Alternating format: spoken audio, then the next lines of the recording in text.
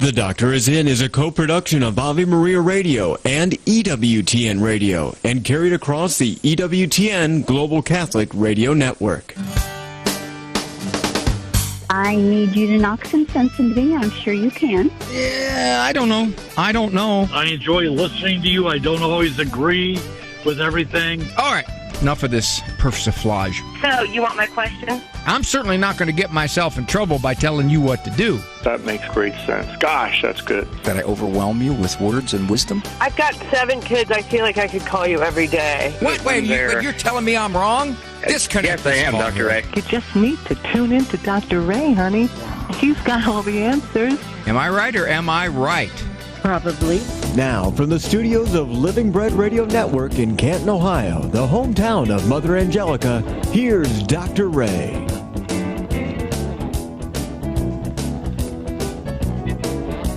Had some problems with bugs in our house. So I was looking up exterminators. I couldn't believe what those guys cost. So I told my wife, I said, I got to get a budget. I got to get a budget exterminator. So he came out to the house this morning right before I left for the radio show. Yeah, it was a guy with a rolled-up magazine. So, I mean, it was cheap. But hope he can do the job. Thank you for joining me here as I sit here and my wife takes care of the varmints in our house. And I'm not referring to our children. They're all grown and gone. Program here, Doctor Is In. 877-573-7825. I probably shouldn't just say the phone number right off the bat like that because it's a hard number to remember. It's not something like 877-1212-3434. Nope. We had to take whatever was available way back when. So, 877-57-equal. And I've had several people say, what do you mean equal? Well, if you still look at your phone, there are letters that correspond to each number. So if you punch in equal, you will be calling the program, which translates to 877-573-7825. I'm a psychologist. There's many different kinds of psychologists. I'm a clinical psychologist. We specialize in testing and therapy and diagnosis. Given that, here, I'm not going to do any testing and therapy and diagnosis, but we can talk a little bit, some education, maybe weigh your options, ponder the direction you've been gone in, or you do want to go in, but you have nervousness about going in that direction, or you're not quite self-confident enough to pursue it. Maybe I can nudge you a little bit, or sometimes I can hold you back when you don't need nudging. You need restraint. If it's a question about something or someone in your life, a circumstance. Generic question. We had a question yesterday about, there's a recent survey coming out that the trans identification numbers among the young people are plummeting. And the gentleman asked, well, what about the natural normal trans identification numbers? So that was a generic question. Had another question about, I'm depressed. If in fact I had more faith in God, would I be less depressed? So that's where faith intersects with psychology. Given that, please welcome your calls, 877-57-EQUAL.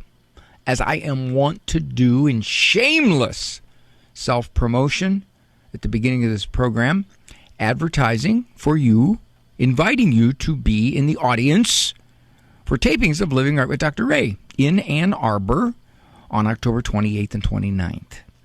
We have a capacity of only 70 people because of Russell Video.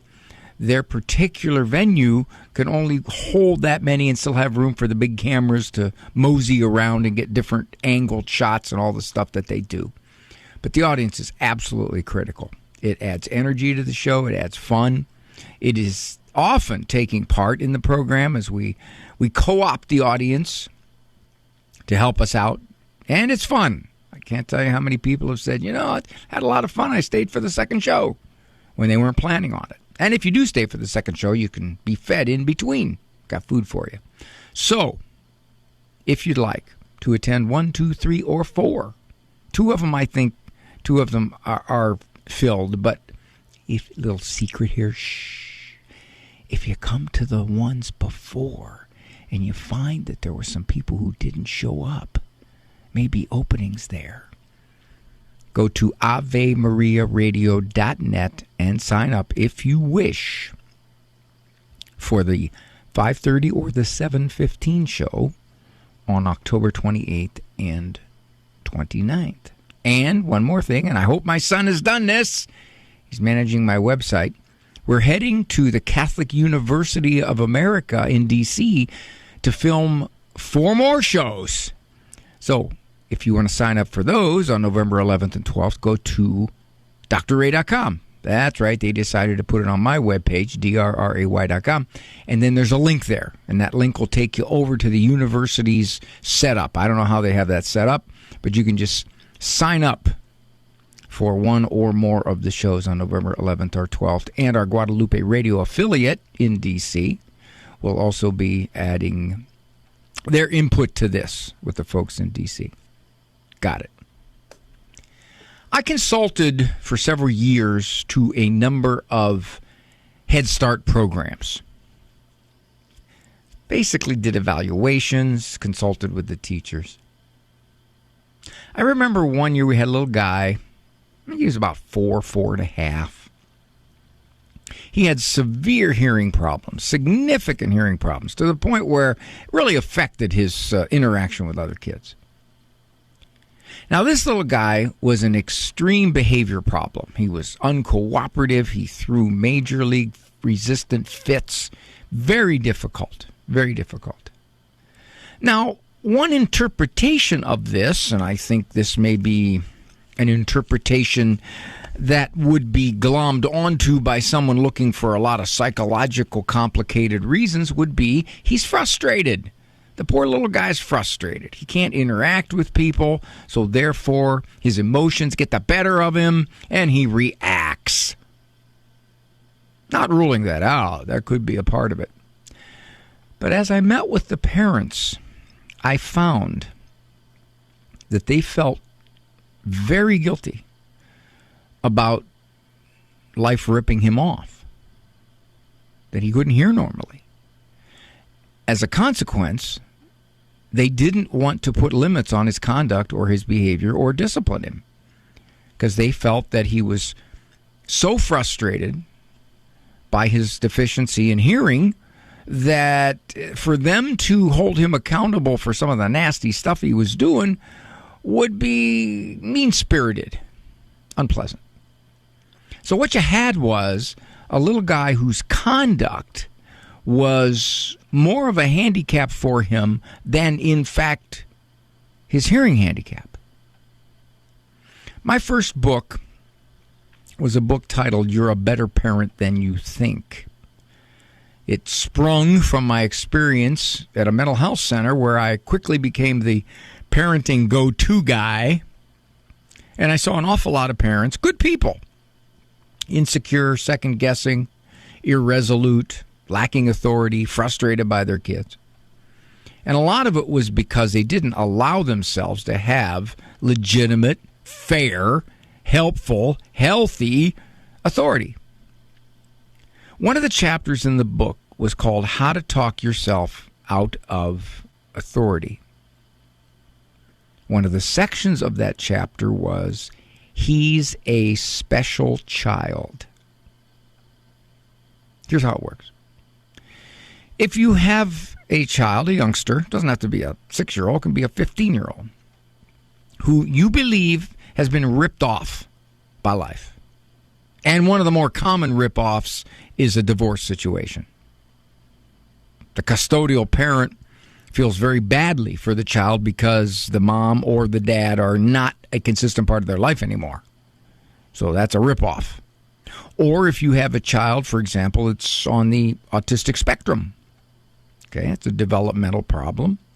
Makes it more difficult for the child to interact appropriately with others. If you have a child who's developmentally delayed, he's 10, but he functions like a 7-year-old overall. So anything that brings this child out of the realm of normal, unhindered type of development is a risk for a lot of parents to say, life has not been fair to my child, therefore I have to understand what he's dealing with, and therefore I have to be very loose if implementing any discipline because of his overall frustration level, his overall struggle to deal with his handicap, whatever that might be. In situations like that, I'm quick to counsel parents.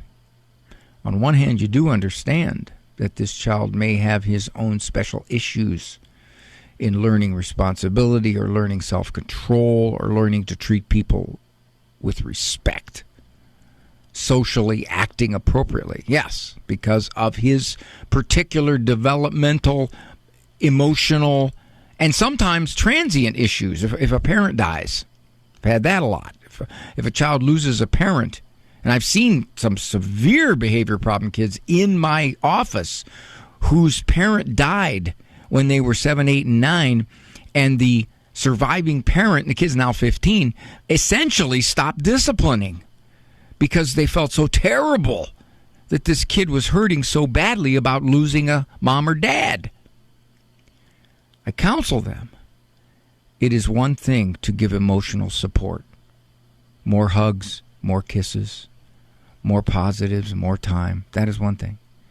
But you do not do a child any favors, any help, any good by saying, because life has been tough on you as I see it, I can't add to it by expecting you to act appropriately or respectfully or socially right.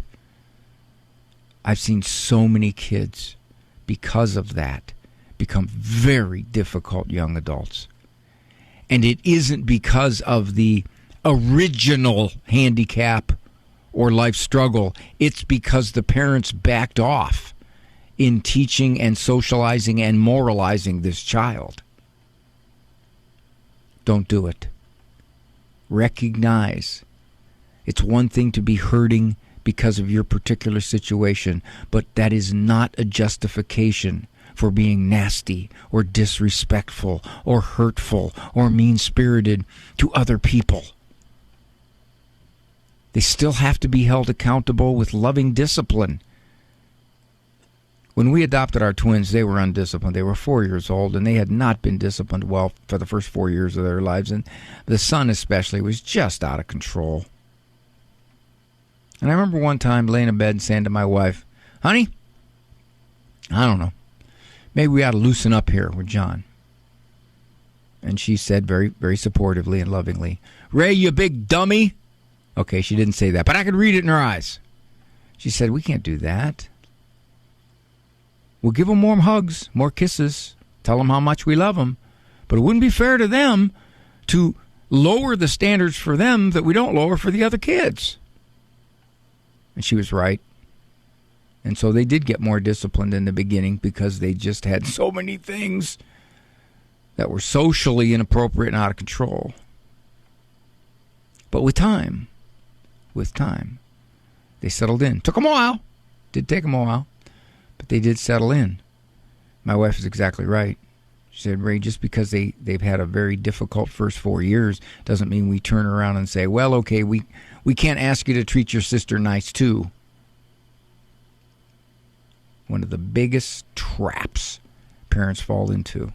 He's a special child, and therefore my discipline becomes permissive or lax or overlooking. Doesn't help anybody. 877-573-7825. We'll get to your calls. Thank you. Underwritten in part by the following nonprofit. Do you feel as though life is flying past you? Are you desperate for a way to find moments of peace and quiet? Lord, Teach Me to Pray, the free Ignatian prayer series, will open your heart to His voice, to the peace you are seeking and the only love that fulfills the human heart, Jesus. God is calling you to true joy, knowing Jesus personally. Lord, Teach Me to Pray is free. Go to LordTeachMeToPray.com, click on the red box, order the Lord Teach Me to Pray series now. Go to LordTeachMeToPray.com. Do you own popular index mutual funds or ETFs? If so, you're automatically own shares of companies that conflict with your moral beliefs. Ave Maria mutual funds are managed to conform to pro-life and pro-family values. Long-term investors can invest in the no-load Ave Maria mutual funds. The experienced professional portfolio managers make decisions based on investment fundamentals and pro-life values. You can learn more about Ave Maria mutual funds today at 866 Ave Maria or visit AveMariaFunds.com. Hello, Steve Ray here from Footprints of God Pilgrimages. The land of our Lord and Our Lady is calling us. We're heading back to the Holy Land over Christmas break this year. We have the best, most reliable guides and services awaiting us. The holy sites are open, and the local Christians are anxious to see us. Galilee, Jerusalem, Nazareth, Bethlehem. No crowds, no lines. Hope you can join us. Find the Ave Maria Radio travel tab at AveMariaRadio.net. This program brought to you in part by Ave Maria, Florida, a big kind of small town where golf carts take you everywhere and there's always something fun around the corner. Discover championship golf, resort-style amenities, and a town center full of shopping and dining. With Ave Maria University and Ave Maria Catholic Church at its heart, it's a community full of connection and charm. More than 25 model homes are available for viewing.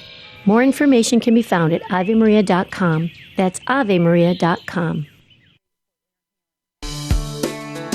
You know what? I don't understand. Okay, so we had a number of folks call at the top of the program, and then two of them, within the last minute, dropped. Now, one could say, well, they dropped their phone signal. Two, maybe they decided they listened to me and thought, I don't want to talk to this guy. He doesn't seem to have that much to offer. That could be. I'm not ruling that one out. Or maybe they just got nervous and said, maybe not, maybe not. It was impulsive, I called. I've always been so curious as to why people call and within a couple of minutes are gone. Kelly from Massachusetts is calling. She has a friend who is asking her how to diagnose her son. Oh, that's dangerous. Hi, Kelly.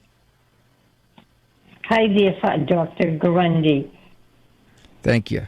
Thank you, young lady. Talk? You can talk anytime you want. Okay. My friend is wondering, she has a son, and she's wondering if there's any mental health for him. He's willing to talk, and he's 18 years old. And these are some of his signs. I'll try to say them quickly. He thinks he can do things best or better than anyone else. He always has a better way to do things or a superior view. Really offers to do service or help someone unless there is something in it for him. Seems unconcerned about another's suffering. Really, if ever, says thank you unless there is something in it for him. And he talks about what it will be like when he goes into the seminary in spite of his serious lack of virtues, especially piety and sacrificial life. Denies another person said what that they have said, or claims another person said something that they never said. Conversations always center around his activities, achievements, and thoughts. He shows little concern for other people's lives. That's it in a nutshell, Doctor. I'll tell you what, that's a pretty big nutshell there, Kelly. You know what I think your friend? You know what I think your friend thinks? Your friend is going to go to the internet and look all this stuff up and go, "Oh, he's a narcissist." That's what she's doing, Doctor. How did I know that? Well, let me offer her this. Okay. One, it's irrelevant what she calls it. If she says, well, given that he has all these characteristics and all these habits and all this thinking, and that pretty well fits the characteristics and the symptom structure of a narcissist. Oh boy, I thought he was just a pain in the butt, but no, he's got a mental illness. No, he doesn't. He's got a name. That's all it is. Whether you call it narcissist, whether you call it self-centered, whether you call it difficult, whether you call it a pain in the butt, whatever you call it, that's what he's doing. It's who he is. Now, my guess would be, Kelly, maybe I'm off, because I'll tell you, I have to confess, when I made a guess and I was off, that happened. That happened. It was August 12th of 2004. Yeah, it was the last time that happened. So, given that, my guess would be the kid's been kind of that way through the teen years.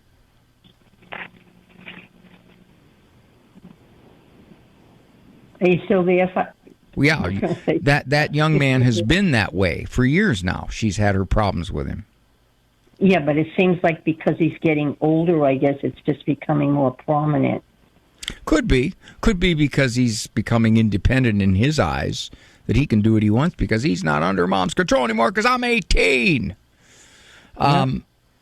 It's interesting you said that because she listed all these character flaws, and then the kid's pondering going into the seminary? Yeah. Huh. Well, I would say a couple things here. One, she's going to have to deal with him as he is. She's going to have to deal with these characteristics, his lack of respect or his self-centeredness or his difficult or his not taking responsibility. Whatever it is, she's going to have to deal with it. Because I'm assuming he's still living in her house. That's one. Two, a narcissist is generally a certain way with everybody, not just mom. And he's not. He knows the right thing to do when he does it when he's outside the home. Right. So that would make him not a narcissist. All right. Okay. But that doesn't matter anyway, because, see, here's the difficulty in what she's doing. She's looking for a name explanation for why he is the way he is, rather than looking at herself and saying, what do I need to do to better discipline this kid or to better relate to this kid? That's what she's got to do. She can't just say, oh, I'm so relieved. I found out the problem. He's a narcissist. Oh, good. Now we can get him therapy.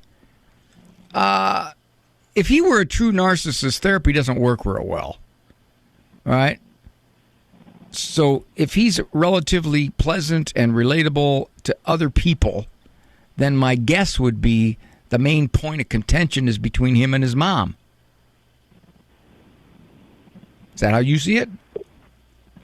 Say that last sentence again. Is that how you see it? You see it that way?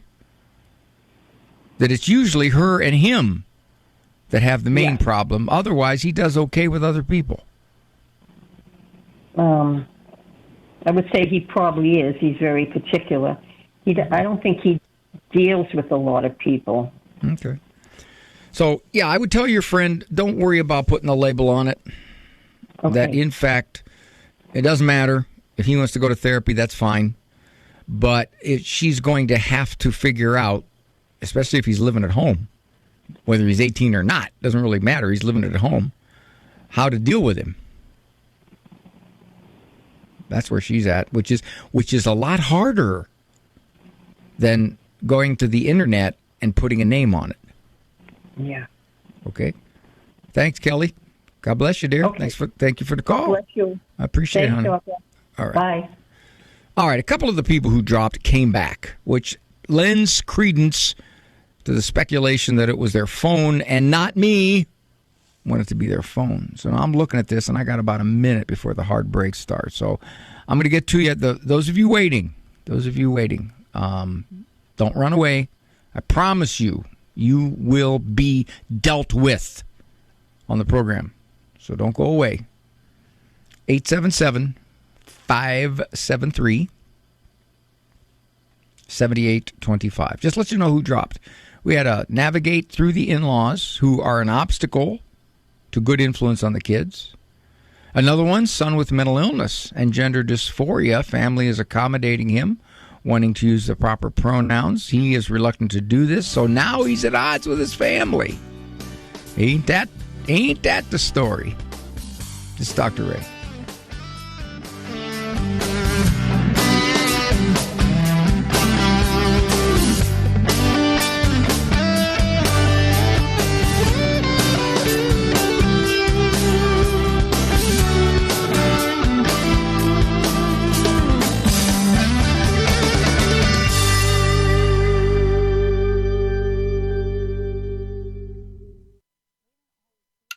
60 Seconds with Father Mitch Pacwa. This communion with Jesus and with one another, that being united to Him and abiding in Him, that is the indispensable condition for bearing fruit. That's why our Lord says, back in John 15, verse 5, apart from me, you can do nothing. If you're not united to Christ, you're not going to do anything for Him. So communion with Jesus, our Savior, focusing on Him and getting to know Him and be known by Him, that is what makes it possible for us to bear fruit as Christians. And communion with others is the most magnificent fruit that the branches can give. That's one of the things that He's looking for from us, that we have a communion with one another, that we have a love and a concern. Does it mean we agree with one another? Not necessarily. The people you know and trust are on EWTN. Christ is the answer, with Father John Riccardo. John chapter 11, verses 21 to 26. This is the story of Lazarus. Lazarus has died. Lazarus is one of his best friends. Just before this passage, we hear the news that Martha and Mary send word to Jesus that the one you love is sick. And the next line in the scripture is, now because Jesus loved Martha and Mary and Lazarus, He stayed where He was. His friend's in need. He can heal. They've seen Him heal before. And yet somehow, because He loves him, He stays. And Lazarus dies. And then Jesus shows up 3 days later and is greeted by Martha and Mary, who confront Him with the words, Lord, if you had been here, my brother would never have died. Rather applicable for many of us in our lives. We ask the Lord to do one thing because we're certain it is what we think is best, when in fact He has something which far surpasses what we ask for. The challenge is, in waiting for that to happen, we go through very trying times, which oftentimes makes us wonder, does He really care?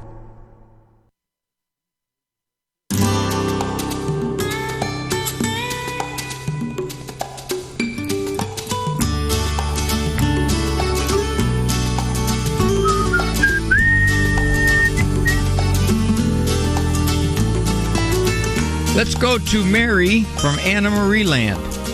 No, that's Anna Marie from Maryland. And I know she's commenting on my monologue because she saw a movie.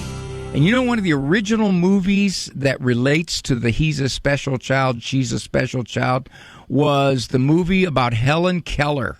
I forget the name of that movie, but the parents pretty much allowed Helen Keller to run wild because she both could not hear and could not see. So when Annie Sullivan, the lady who came to be her teacher and shaper, came into the family, they were initially very uneasy with old Annie Sullivan. What was the name of that movie? Somebody write in and tell me. Hi, Anne Marie. Hello, Dr. Ray. What movie did you see? Can you hear me? Yes, ma'am. It was the movie Soul on Fire. Soul on Fire. What was their point? So it's a true story about a young boy who, playing with gasoline, basically burned down his house and suffered burns over 100% of his body, was given less than 1% chance of living, and basically not only survived the incident, but went on to thrive, and he's an acclaimed speaker. His name is John O'Leary. But the point about your monologue that I thought was such a beautiful illustration was that in the process of his recovery, his fingers were amputated. And when he finally came back home, I think after 6 months in the hospital, he had siblings, and he kind of had an attitude about his piano lessons before the incident happened. And one day his piano teacher showed up, and he looked at his mother and said, "What's she doing here? Like, why am I taking piano lessons? I don't even have fingers." And his mother said, in this home, and they were a Christian family, I think Catholic, all of my children take piano lessons, and I don't know what makes you think you're so special. So she ended up making him take the lessons. He ended up learning to play piano. And it's just, I thought, a beautiful illustration of, yes, it's hard, and certainly this boy was up against a lot of challenges, but we don't do anybody any favors by treating them as special when we know it's in their best interest. So I just thought it's a fantastic movie, but it also really illustrated your point. What exactly was the name of the movie again? Soul on Fire? Soul on Fire. It's in the movie theaters right now. Yeah, it's excellent. And this guy went on to be a national speaker to basically overcome the kinds of handicaps to his body from the fire. Yes, I believe, I can't remember which city he lived in. The Cardinals play there. I'm not a sports person. Whatever city the Cardinals baseball team plays in, that's where this took place. St. Louis? And I think it's sad that our church doesn't advertise these films more because we know there's such garbage in the theaters.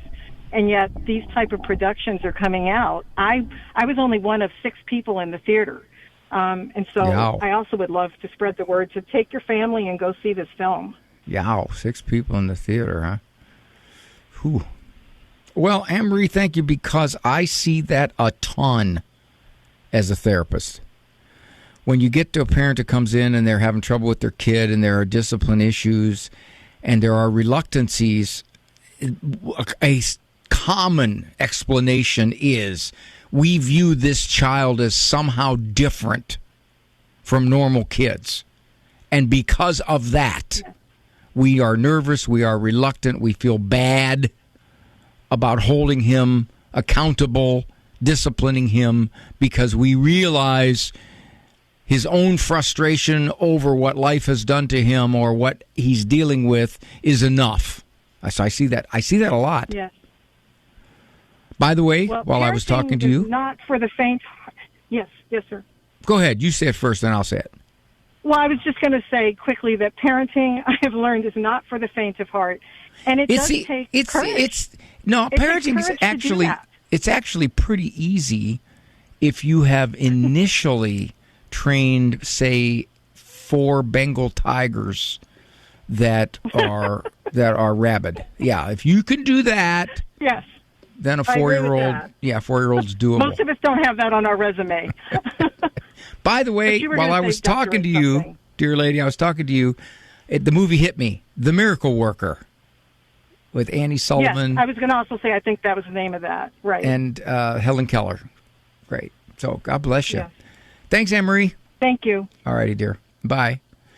Okay, what else we got? Got time? Yeah, I got time. Let's see where we're at. This and this. What is it?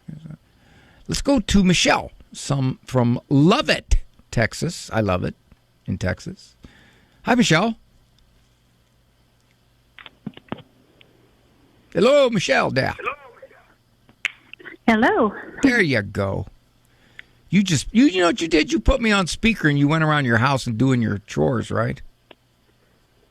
Yeah. Did you hear everything? I hope not. Everything was awful. It was awful. Some of the things you were saying. You watch your language, young lady. That's all I just got to say. Oh, as if. But anyway. I was calling about my 24-year-old son. He's married. They have a little girl.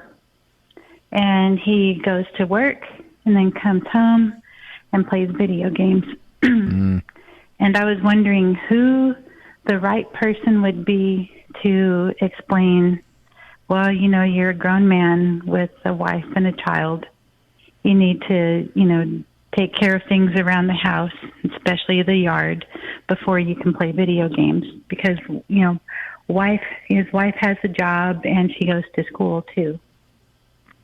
Well, given what you just said, I would think the best person would be his wife. Because you got to figure, if she's thinking, I'm trying to raise our little one, I go to school, I also work outside the home, how about a little more time here away from the video games? You got to believe she's done that, don't you think? Yes. So what makes you think that if you add your voice to hers, that he'll say, oh, okay. Well, when my wife said it, didn't really make any difference. But my mom said it, so now that makes a difference. Do you think that's how he'd react? You know him, you raised him. Is that how he'd react? Maybe. He was always a good kid. And plus he loves me, right? No. Actually, I have no idea. That's why I'm calling you. Well, you can try it, Michelle.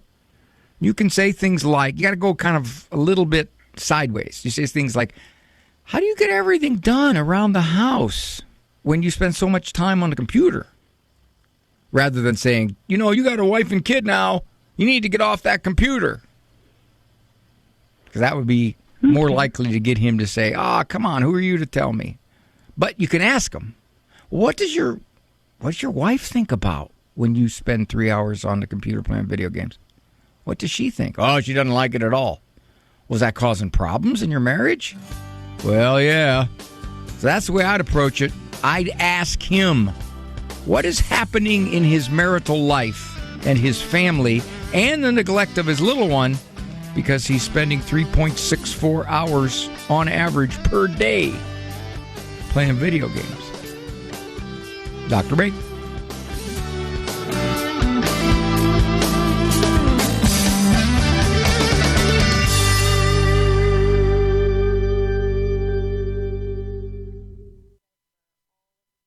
The wisdom of Mother Angelica. And we need to pray for all our world leaders and all those who are in such danger. See, in a day and age where people are getting further away from God, you get further away from goodness. Only God is good. You remember what our Lord said one day? Why do you call me good? He said. Only God is good. Only God. EWTN. Live truth. Live Catholic. Is the ecclesial ministry of the Catholic Church personal as well as sacramental and collegial in character?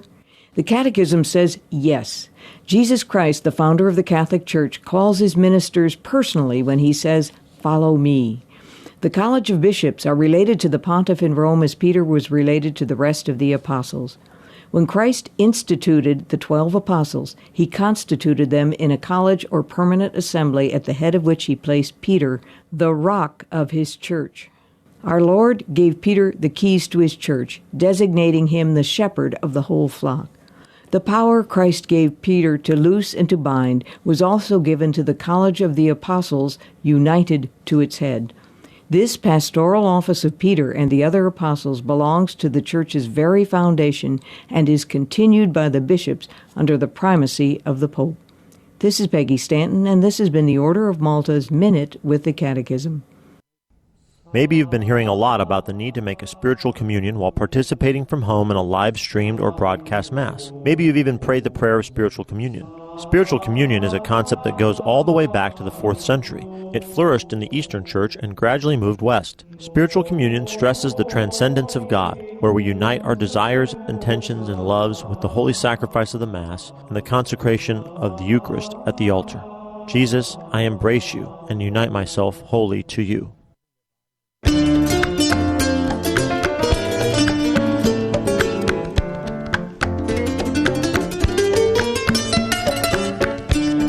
I read that Lincoln studied by the fireplace and Mozart composed by candlelight and Galileo invented by the light of an oil lamp.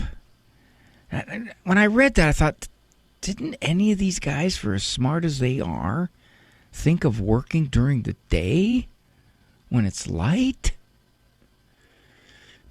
Renee from Idaho. How are you, Renee? Oh, I'm fine. How are you, Dr. Ray? Well, nothing gaining on me. Oh. Most people Can you don't hear get. me okay? Most people don't get when I say that. If I say nothing's gaining on me, they look like, what? Oh, yeah. You know what I know meant. What you mean. You know what I meant. Sure. As far as I can tell, I don't see anything happening that's threatening me. So, what are you nervous about? Well, I have 10 kids. I've called you before. I had less kids then, but not that matters. But I Wait a minute. Stop. You had less kids then. What'd you do? Did you kick them out? How could you have less kids? I hope none of them passed away. No. Last time I called you, meaning I have had more kids since I called you. Oh, my. Okay. Wow, you're adding to the brood, huh? All right. Yes. And I tell everybody about your book, You're a Better Parent Than You Think, and I recommend you to a lot of people because I think you've got a good program. But anyway, I am calling I know I got a limited amount of time, just to ask you, I'm really on the fence about what I'm currently doing, which is attending AA and Al-Anon meetings, because initially it's been on my mind a long time to do because my dad's an alcoholic. My sisters are too, even though they don't know it. And it's just kind of been a problem in my family. My father-in-law has been going to AA meetings for 25 years, even though he doesn't drink anymore. And I don't know, I just thought it might be helpful, and I've realized that I get really anxious when I have to deal with my, formerly immediate family. Are they you, live out of state. Renee, you drinking? Are you saying that alcohol interferes with my functioning as a mother? And Well, okay, so I'm Catholic, like we drink to celebrate. I am a creature of habit, so if I have a drink or two one day, then the next few days I want to also do the same. I'm just a really habitual person. And I wouldn't say I drink to get drunk. There's been times where I drink it too fast and I feel dizzy. I know maybe in some ways it sounds scrupulous, but I definitely see that it affects me as far as like being more impatient sometimes the next day. And I struggle with making resolutions in other areas too. Like, for instance, if I were to try to give up chocolate, it would be really hard for me. And I've always wanted to be able to give up alcohol to kind of combine it with my prayers for my family, especially as my dad's getting older. He's got heart problems. I see on the horizon him dying and different things like that happening. I've got 10 children. You never know what could happen.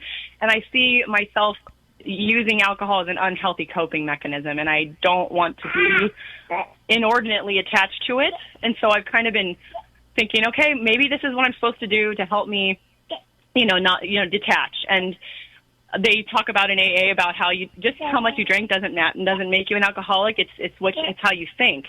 It's how much you think about it, and it's whether or not you can, just stop thinking about it. And I don't know. I'm torn about I just want to know your thoughts on it. And you drink more that you've had more kids? A Catholic program. With more kids, have you drank? Drink more? Yeah. Do you find yourself drinking more with the addition of kids? I find myself just relaxing in a lot of areas, and I just feel like that's just one more where I'm like, oh yeah, like I don't know. It was so normalized for me growing up. I see what it's done to some family members, and I kind of think maybe there's a threshold where, you get too careless. I don't know.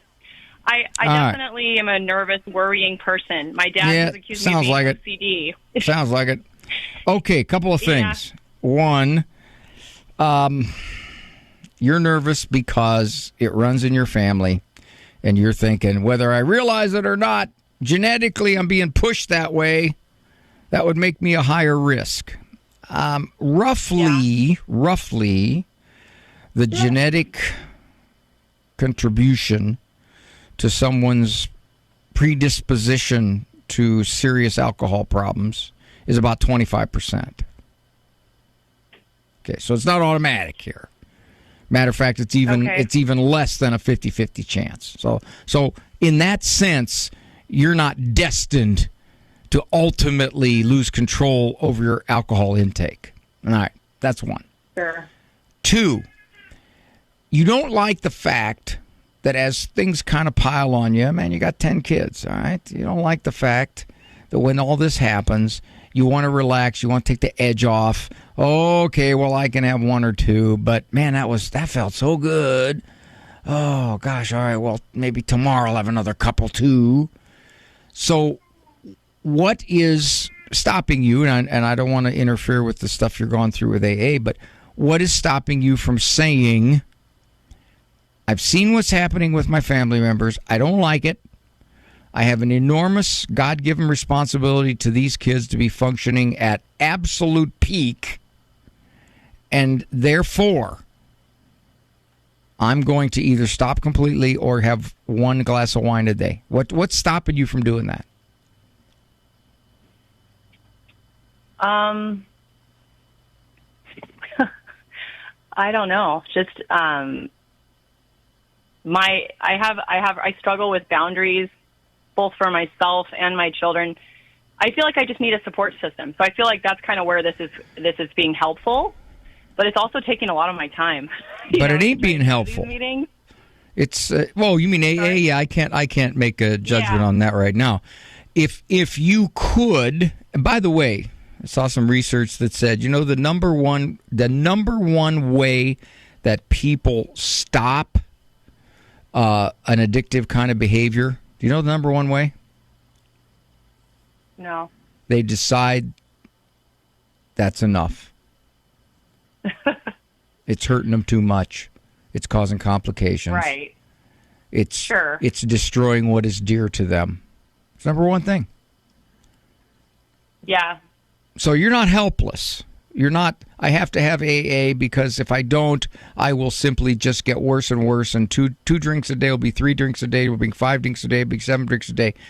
Well, that hasn't happened for however many years, so it's unlikely to happen. But I would say this, you will probably have to look at this and say, I got to find better ways to cope with whatever it is that makes me want to have these drinks to relax myself. Whatever it is.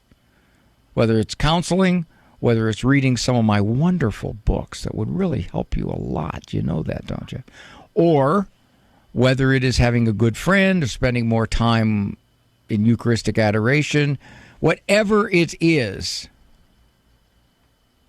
to take the place of, look, I just don't like the fact that when I get a little antsy, feeling overwhelmed, I turn to wine, I turn to whatever it is. I don't like that. I don't like it at all. Mm-hmm. And until you decide that, because I don't think you've decided it yet, I think where you're at, and correct me if I'm wrong, I think where you're at is, well, so far so good. So far, I haven't slipped into really abusing this. So why not? It gives me some momentary peace. Why not? But you're saying, no, I know my personality, and my personality tends to drift toward habituation, or no, that's not right. That's the wrong word. Habitual. And therefore, I better just decide to pull back on this. And the fact that you're in AA tells me you were already worried about it. Mm-hmm. All right, love. I got to run. Call back. But it seems like every time you call back, you have more kids. Be careful there. I think it's the calls. I don't know what's doing it. All right. Talk to you. Dr. Ray. We are the pro-life generation, passionate about building the culture of life in our healthcare and in our nation. But not all healthcare options are equally pro-life, and some provide morally objectionable procedures. CMF Curo is different. CMF Curo is a pro-life Catholic healthcare ministry providing a pathway for its members to build the culture of life in their healthcare choices, not destroy it. Learn more about CMF Curo at mycatholichealthcare.com. That's mycatholichealthcare.com. In her diary, St. Faustina wrote, "If only I had a spiritual director from the beginning, I would not have wasted so many of God's graces. If even the saints needed spiritual guidance, how much more do we?" The nonprofit Revive app lets you meet virtually with certified spiritual companions, scheduling sessions at your convenience, helping you grow closer to Christ. Your first 2 sessions are free. Download the Revive app today. That's REVIV, and then the number 3. The following program is brought to you in part by MyCatholicWill.com. Surveys show that more than half of Americans do not have a will. At MyCatholicWill.com, it takes as little as 15 minutes to write your will and secure a legacy of faith. MyCatholicWill.com is the exclusive online destination for creating a Catholic will. The process of writing a will is simple and now more accessible than ever. MyCatholicWill.com, a legacy of faith for those you love. Do you own popular index mutual funds or ETFs? If so, you're automatically own shares of companies that conflict with your moral beliefs. Ave Maria mutual funds are managed to conform to pro-life and pro-family values. Long-term investors can invest in the no-load Ave Maria mutual funds. The experienced professional portfolio managers make decisions based on investment fundamentals and pro-life values. You can learn more about Ave Maria mutual funds today at 866 Ave Maria or visit AveMariaFunds.com. Now, I was looking over the calls that didn't stay on the line. Every single one of them was a guy. I wonder what that says. But the one who did stay on the line was a lady, Shelley, from St. Louis. And she got mad. Hi, Shelley. Hi, Dr. Ray. You yelled at him, didn't you? I felt like I attacked him when we started talking, so I just feel really, really bad about it today. Well, was it just recent? Yeah, it just happened yesterday, and I just got a notion to call you because I always listen to you at my lunch hour. Don't you eat? Yes, I'm eating and listening. See, they get mad at me when I'm eating and listening, but you get to. I don't think that's right. So your son was thinking about moving in with his girlfriend, and you thought, okay, wait a minute, we got to talk about this. That's not the way I raised you. That's not what we believe. That's not what we think God tells us to do. And you took all those approaches, and apparently he argued with you. Well, I was shocked that he had what he said when about discerning marriage because he has a girlfriend that he really cares about now, and he's already 23. And I was surprised that he said that he would want to wait 2 to 3 years before he knew he was going to marry someone, and then he thinks you should live with them first because he's terrified of divorce. So I didn't understand how he came to the conclusion that he should move in with someone to avoid divorce. What got you to the point where you were yelling at him? Because, I mean, I just want him to settle down, and I want him, if this is the right girl, I want him to really explore that. I don't want them to move in together before marriage. I just want them to do things the right way. I get tired of, I've done everything wrong, and so I don't have any room to talk. But I just want better for my kids, and I just felt like I was attacking him. Well, yes, you do have room to talk, but I'm going to leave that aside. Shelley, you do have room to talk, but I'm going to leave that aside. Because if we say, well, I made the same mistakes myself, so I can't say anything. Well, yes, you can, because you realize they were mistakes. So that's it. I do. I know that, but I know that I've had that thrown back in my face. So. Well, that's a standard defense. You did it, so who are you to talk? Couple of things here. Let's use your son's terror of divorce to get him to think in a different direction. For example, first of all, you call him up and you apologize. I didn't mean to yell and scream at you. I'm sorry. I guess that says how passionate I am about this. And then you say, you want to live with her because you think that will make it less likely you'll be divorced after you marry. Yes. You realize, according to the research and statistics, you're wrong. When you live with somebody, you are more likely to get divorced if you marry. Well, you got to get to know them. Well, can you not get to know her, who she is as a person, other than living with her and see where she leaves her shoes? So are you saying that if you're going to delay another 2 to 3 years and you're going to get to know her, what are you getting to know? Are you getting to know her love for God? Are you getting to know her religion? You getting to know her personality? You getting to know how she treats other people? You getting to know her depth? You getting to know her insight into herself? What are you getting to know? If you move in with her, you may also get to know where she leaves her toothbrush. And you may get to know whether she wipes her feet at the door. And you may get to know whether she doesn't know how to get the car started when the battery's dead. You may get to know all that, but that's not what's important. Everything you want to get to know about her, you can get to know without living with her. Then I would also say this. I say, do you want to respect her? Yes. Well, you realize if you live with her, sexually, you're not going to respect her. You're going to basically say, we can have physical relations even though we're not married. That make any difference? I did say that. I did tell him that because my daughter was there too. Did she and end he's up wanting yelling? to get married, wanting to meet someone. And I said, I look at Lexi and I think, I sure hope a guy wouldn't do this to her, string her along, and want to move in with her. I think you're going to have to, Shelley, take the angle of your son wants to have a lifelong marriage, and the best way to do that is not the way he's approaching it now. You call back. Dr. Ray, thank you so much for joining me. Thanks, Eric Dumont. Thanks, Andrew Kruchek. And thanks to all of you for keeping me company. Please walk with God. And if you fall, get up, take his hand again. For information on Dr. Ray's presentations, books, and CDs, visit drray.com and follow him on Facebook and Instagram.